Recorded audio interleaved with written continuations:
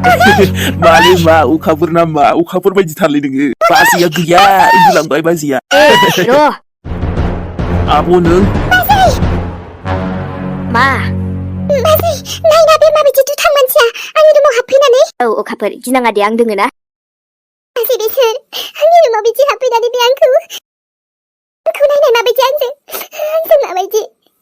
Are एसेबां drama मानो खालामोब्रा दै आरो नों लाजिनाय मोनाखै नों बेबायदि हाबफैनो मालाय सिख्ला थानाय रुमाव बेखौ ना बाजै हेगारनाङा बेबायदि मानसिखौ आरो माबोरै बिदि हाबफैनो हाखो बियो नोंखौथ' गोसोबा आङो दानो पुलिसाव लांनो हायो नाङालै नाङा आब' I'm sorry आंखौ पुलिसनाव लांनाङा आंजों बिराद गिदिर गोरोन्थि जाबाय आंखौ पुलिसनाव दाहरथार पुलिसनावल' नङा नों बायदिखौथ' ना ओरैनो हेगारनोनो नांखाया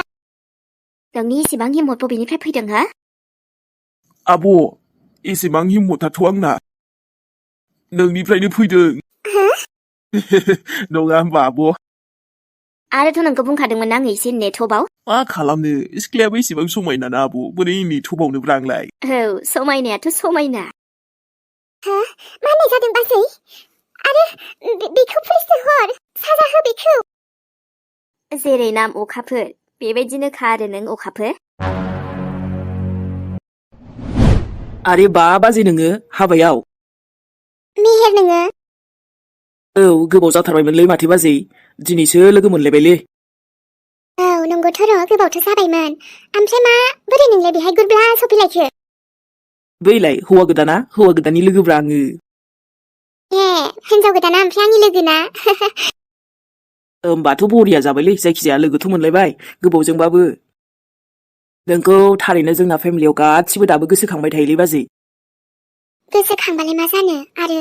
बे न'आवथ' आंनि जेबो जायगा गैलाना दायो होद आदा सानजोंसो नोंनि रिस्ताया जोबदों दा नाथाय जोंजोंथ' नङाना आइया माबोरै दं ओमफ्रायो आं फन हरथ'नायबो जाथ'थाराखै दासान्दि दाख्लै खनसे हरदोंमोन आइयाबो दङ बेबायदिनो गोसोखांबाय थायो आरोलै नोंखौ न'आव थांबा बुं आंबो आइखौ जोबोद गोसोखाङो होननानै माब्लाबा फैबानो जायोना नोंबो जोंनाव जाम्बालाय थांनोलाय सानोलै बाजै ओमफ्राय नोंसिनि आइयाबो मा सानगोन साननानै बोरैबा नाङोना आइयालाय मा रागा जोंदों मालाय सानखौसो दा नोंसोरखौथ' नङाना थेवबो बाजै ओमफ्राय ओंखाम जाबाय जाथ'वाखैलै जानांगौसो नै अमा बेदरजों गोगोम जानोसै आं हाबानि ओंखाम बिराद माने आरो लोगोफोरनि ओरैनि हाबा मोनजाबाय थासिगोनलाय आङो नोंहाबो एबार बैसागुसिमहालागै जादोब्रा मेहेर नोंनिखौबो जाफिननोसै बाजै मा खोथा बुंदोलै आंनि हाबाखौ होद जायालै जाया नमस खारसै आं हले हाबानिफ्राय आं हाबा जानो गोसो गैलालै मालायफोरनिखौनो जानानै आइम हेपि नंगौ नामा थोद बेबायदि हारसिं थाबाय थायो जाम्बा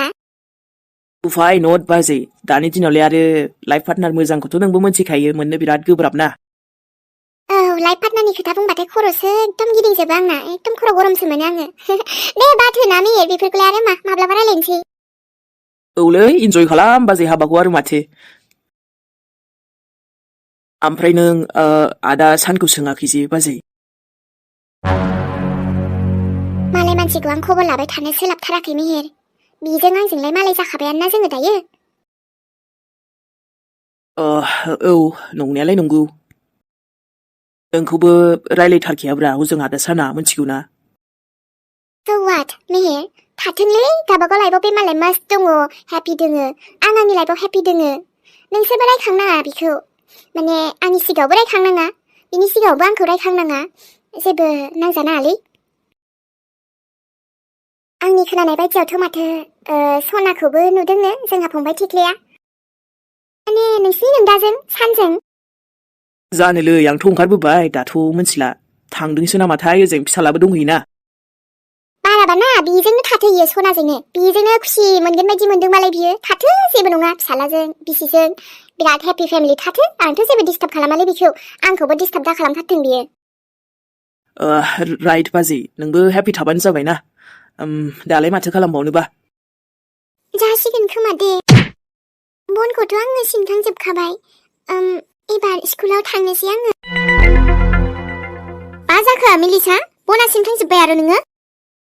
आयै सिनखांजोब्बायमोन बोरो ए दे जाबाय आरो होमबालाय आयै एबार आं स्कुलाव थांनोसै दा लेट जासिगोन स्कुलावलाय आरो थांदो आरो नोंखौलाय सोरथो बादा होदों थांबानो जाबाय ओमफ्राय बिनि सिगां नंगैमोनहा मेगि जालांनोनो मेगिखौ एसे एवहरदो मिथिबाय मेगि एवबावबाथ' आं लेट जागोन माथो आयै आंनि एसे लेट जाखाबाय नों मेगिखौ एवहरदोलाय आगैमोननो हाबाब जों बिमाजों उल्था उल्था बुद्धि बुंलायदों माहाय दै गुदुंल' जाना मेगिखौ ब्र हरनांगौ बेखौनो नों हाया जालायबाय टाइम गैला जालायबाय नोङा बिदि नङा आयै नाथाय आङो ओंखारनांसिगौमोन ना मेगिखौ नोंनो एवदो आं जाथ'लाबो मेगिखौ बा बिमाखौ उल्था थिननो हानाय नोंनाव एसे दम फैबाय हा मेगिखौ मा नों जायाबा नोंनि आगैमोननोबो नों एवा आगैमोननोबो एवना होनो नोंहा आखाइ गैलिया हा आं आरो नोंसोरनो ओंखाम ओंख्रि संना दोनबावनांगोन बेखौ नों थाल दोङो हा आं आलु भाजा एवखाबायमोन माथो आयै आगैमोननो मेगिखौल'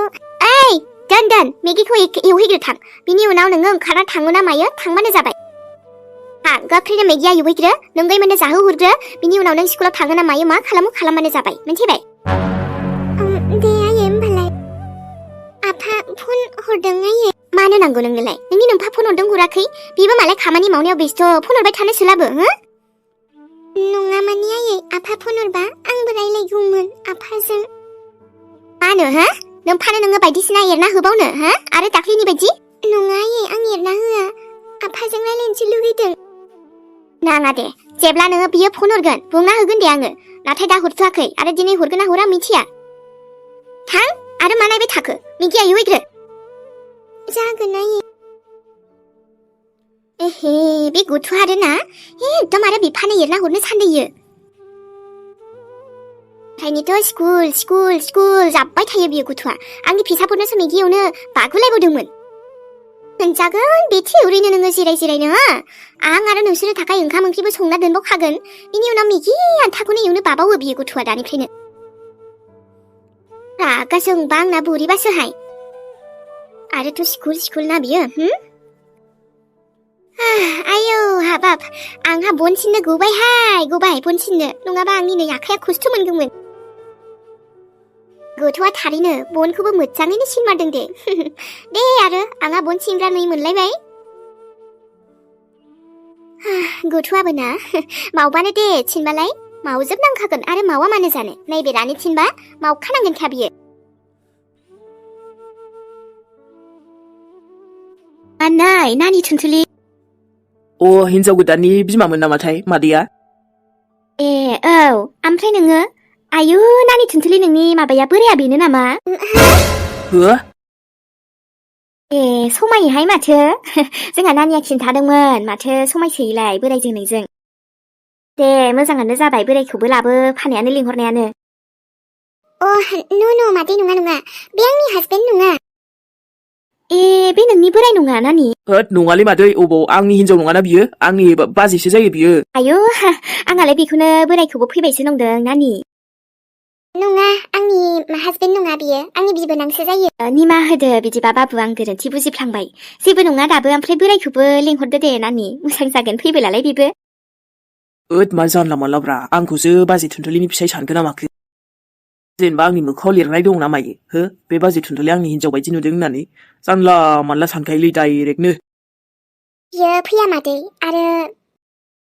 जानो हागौ बुमिया खिन्थायाखै खोमादां नाथाय आंनि हासबेन्डजों आंजों दायो गैला जोङो सानैजों आयु ओंहोथ' खोन्थायाखैमोन बेखौनो आंलाय नोंखौ जेबो नङा मादै बेफोरखौ उनाव खोन्थाबाय थागोन आङो बियो जायखिया आंनि माबा हासबेन्डनि फंबायमोन आरो आङो माबाजोंसो आंनि लोगोनि लिंहरबाय थानायावसो फैदोंलै मादै हौवा गोदाननि लोगो बाजैखौथ' बोरैबासो एकदम गुदलागाव लोगो मोनफ्रांबाय बाजैयाबो बेहायनो फैबाय बाजैयाबो हिनजाव गोदाननि लोगो आंहाबोथ' आरो हौवा गोदाननि लोगो नालाय बोरैबा सौग्राव फैलायबाय आरो जोङो नै औ मादै बिब्दिनो जादों ए जावैसोनि लोगो होमबा नोंबो दे जेबो नङा आरो फैदों मोजां मोनबाय दे आं नोंसोरखौ दे मादै आलासिखौ एसे बुजायबावनि आङो थाथ' बिदिबा नोंसोरो ओमफ्राय ओंखामफोरा औ जागोन दसे थानानै नै दसे थानानै जानोसै आन्थि दे होमबालाय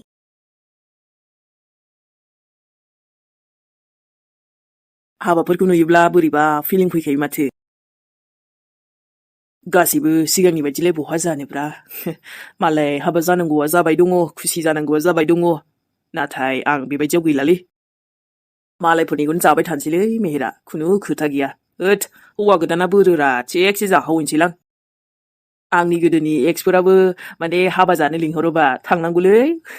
एक्सनि हाबा जानायनि मजायानो एसे आलदा जायोना खाथ्रा जाखावना फैजोबनांगौ जायनो लेंहरगोन मेहेरा थांखागोन आरोखि हाबा जानायाव खुनु एबार आङो मोनसेबो माबा दोनखियालै बाखि दोनखिया सासे लोगोआथ' लिंहरखाबायानो माने गोदोनि एक्स थाफ्रामनाया थांनांगौलै खुनु खोथा गैया बेबायदिनो दाथ' हाबा दिन नालाय एकदम मालायनि हाबा जायै जायै समखौ बेबायदिनो बारहोहरनोसै आङो र'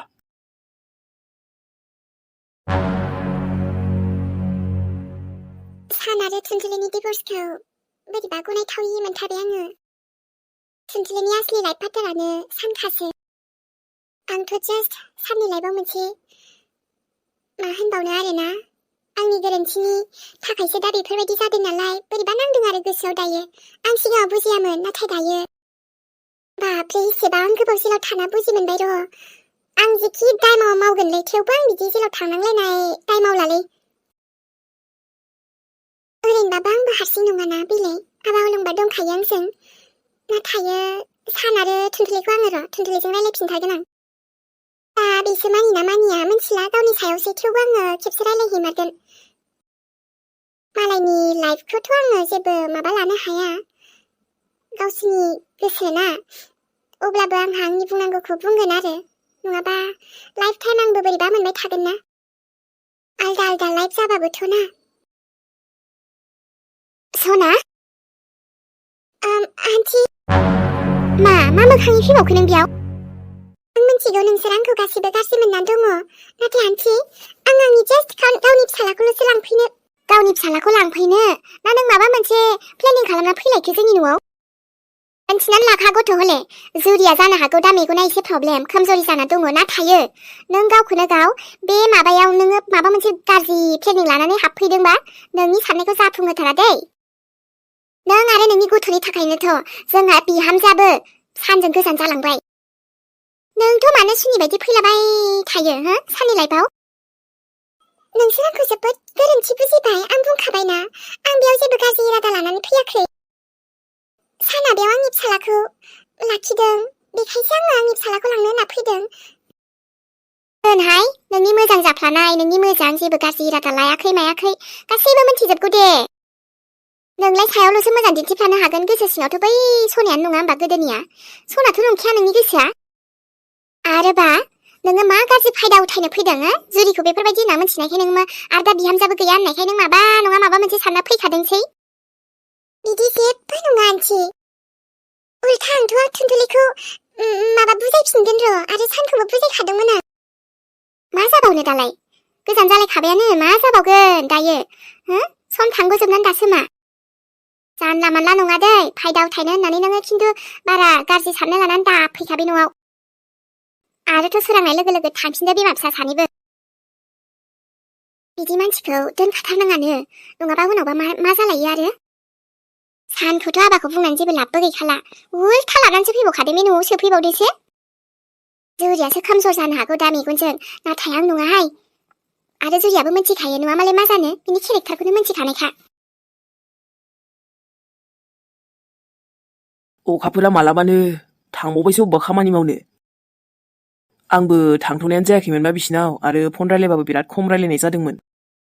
माथो खामानि मावनो थांब्रबलायखोबा बियो आरो मा गोनांथिमोन देनाय गोजानाव फैसा थाखानिबो बिराद प्रब्लेम जाबाय नालाय बिस्रा जानो हागौ बेफोरनि टेनसनावनो थांबाय खोमालै आंबो जेनेबा मा हेल्प खालामनो हागोन दे जबफोरखौथ' आंबो नागिरनानै होनो हाया नङाना बेबो आरो डाइरेक्ट ओरैनो फैसा होबाबोथ' लानाय नङाना गुबुननिफ्राय माने फैसा लानायावबो एसे उसुबिदा मोनलाय लाङोना ओरैनो होबा एसेखिनिखौथ' आंबो हेल्प खालामनो हायोमोन नाथाय लाइफआव सोलिनो आन्था बयबाबो गावनि आथिङाव माने गाव खामायनाय बायदि सोलिनो लुगैयोना गुबुननि सायावबोथ' नेनानै थाबाय थानो हाया बेबो मोनसे थिग नंनायालाय नंगौ जानांगौ बेफोरनि थाखायनो बहाबासो खामानि मावनो थांबायगोनलै अखाफोरा मोजांबो रायलायनो मोनजोबासैना फन खालामगोन होनदों दा रायलायफिनसै र' दसे थानानै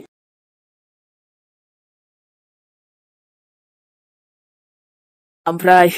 लोगो सनामोन दिनैनि भिडिअखौ मेहेरानो बेयावनो दोनथ'नाय जाबाय नेक्स्ट एपिसडजों थाबैनो लोगो मोनफिनगोन लोगोफोर दिनैनि एपिसडखौ एसे गुसुंबाबो लाबोनाय जाबाय बेखिनियावनो दे होमबा ना लोगोफोर थांथ'लायनोसैलाय गोदान एपिसडजों गोरोब्ला नुजाफैनोसैलाय जेबो उसुबिदा जायाबा ना सनामोन नायनानै जुदि मोजां मोनदोंबा लोगोफोर कमेन्ट खालामबानो जाबाय लोगोसे लाइक शेयर साबस्क्राइबबो खालामना होबानो जाबाय लोगोफोर बावना दे आरो कमेन्ट खालाम मोजां मोनग्रा सनामोना कमेन्टबो खालाम